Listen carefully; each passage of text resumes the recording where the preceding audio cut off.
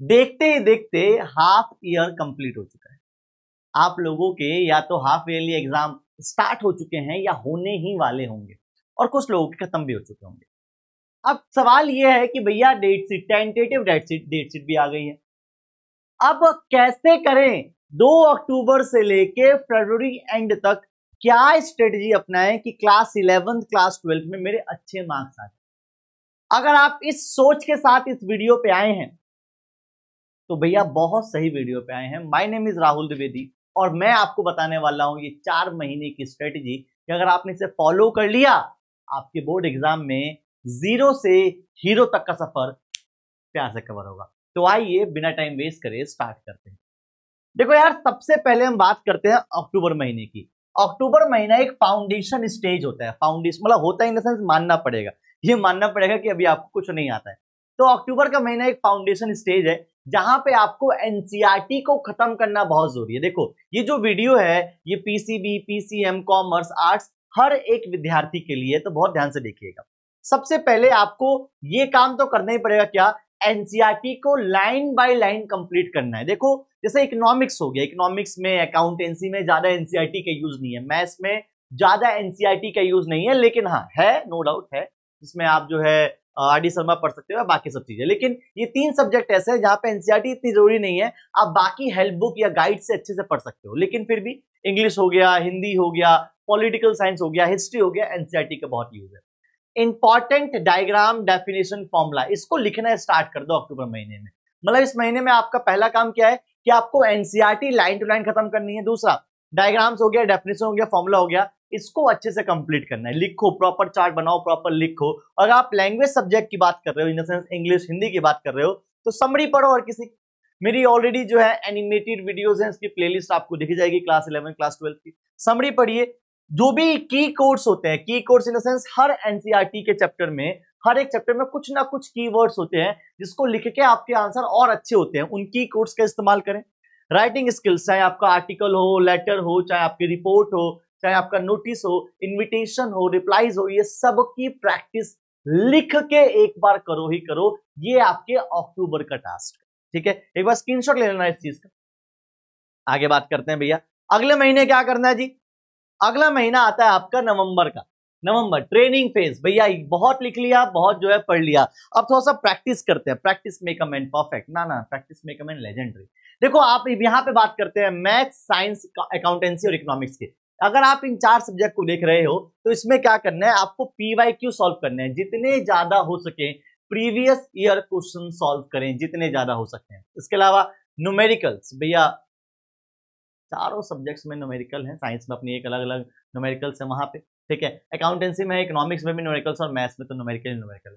तो भैया numerical solve करो, पीवाईक्यू सॉल्व करो। आपके नवंबर का मेन टास्क क्या है कि पीवाईक्यू जितने ज्यादा हो सके इन सब्जेक्ट में सॉल्व करो। अगर आप पॉलिटिकल साइंस, हिस्ट्री और ज्योग्राफी के देख रहे हैं तो भैया लॉन्ग आंसर लिखने की प्रैक्टिस करो। अब यहाँ पे आपके मतलब बेसिकली कोई न्यूमेरिकल तो है नहीं, तो जितना ज्यादा लॉन्ग आंसर हो सकता है पॉइंट्स में, उसकी लिखने की प्रैक्टिस करें, पैराग्राफ में ना लिखें। इसके अलावा मैप को बना ले, एनसीईआरटी पढ़ ले। अभी भी अगर आपको लगता है कि एनसीईआरटी कंप्लीट नहीं की है तो एनसीईआरटी ह्यूमैनिटीज के स्टूडेंट के लिए भी एक कुंजी है।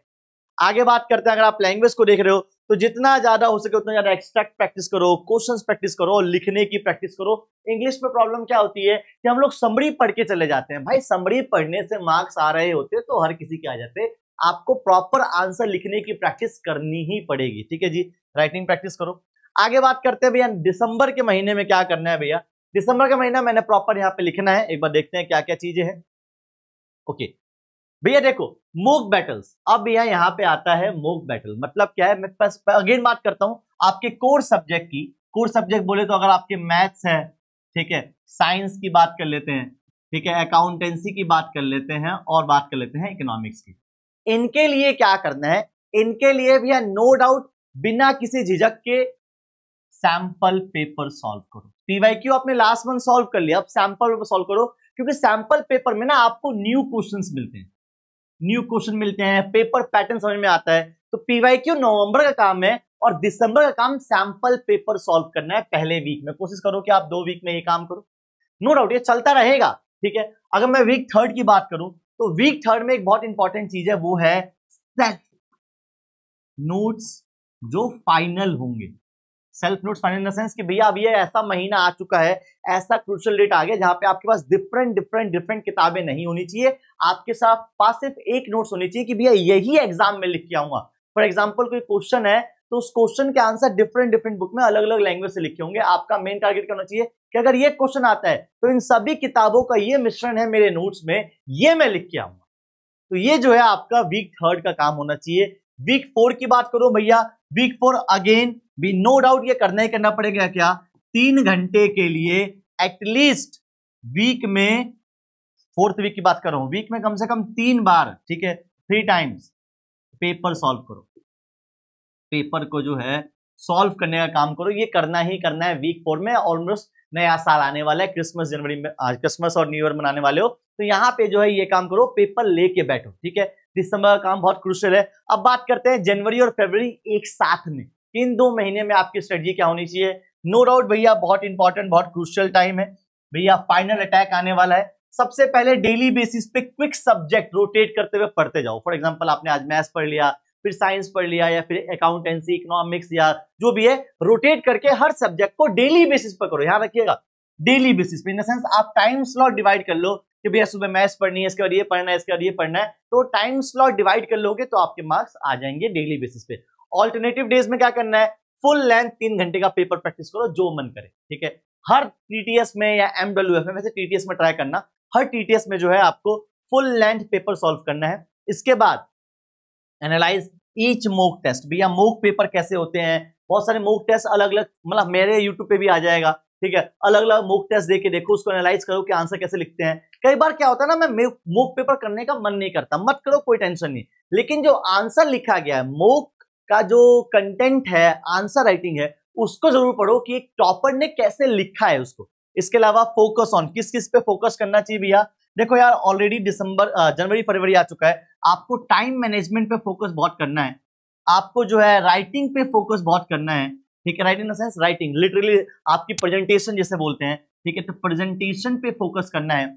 इसके साथ साथ आपको जो है no doubt at any how long answer writing पे फोकस करना है, ठीक है जी। तो ये आपका जो है फरवरी और जनवरी और फरवरी का काम है। That's it guys, I hope आपको ये वीडियो इंफॉर्मेटिव लगी होगी। इस वीडियो में कहीं मैंने कोई प्रमोशन नहीं किया है, बस इंफॉर्मेशन दी है मैंने कि इस तरीके से जो है अपने 12th क्लास के आखिरी कुछ महीनों को अच्छा कर सकते हो। That's it guys, thank you so much, मिलते हैं आपसे नेक्स्ट वीडियो में, तब तक के लिए जय हिंद, जय भारत, बाय बाय।